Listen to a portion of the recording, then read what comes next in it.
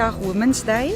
Die sektorcommanders van George Polisie sowel as die GPF het 'n dag gereël spesiaal vir die dames om hulle bietjie te bederf. 'n Doodspontane dag wat hulle self geniet, bietjie motivering en die klem weg van swaar kry, net bietjie bederf word en uitstap en weet die polisie is daar om hulle te beskerm en vir hulle te ondersteun.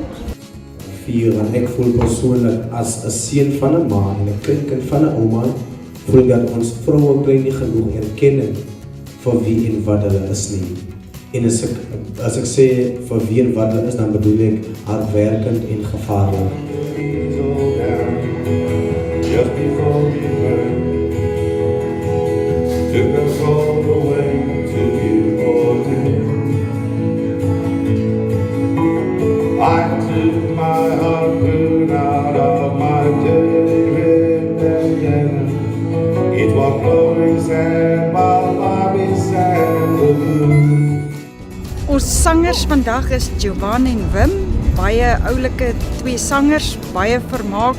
Die dames geniet hulle baie, hulle lag vreeslik.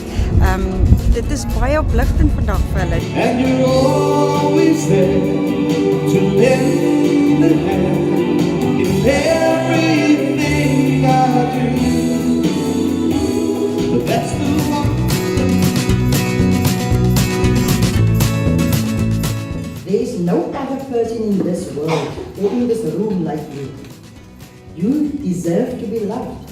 Not only by those around you, but by the most important person in your life, you.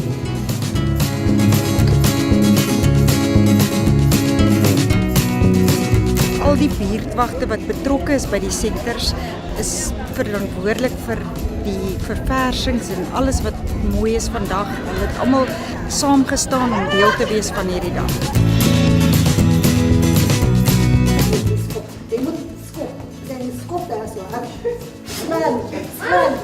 Slaan, so jy moet power, gebruik power, speed, accuracy. En baie belangrik, jy moet nou surprise. Jy gaan nie nou sê, kyk, doen jou voor. Dat staan, jy gaan nie spijt, jy grijp op, ops.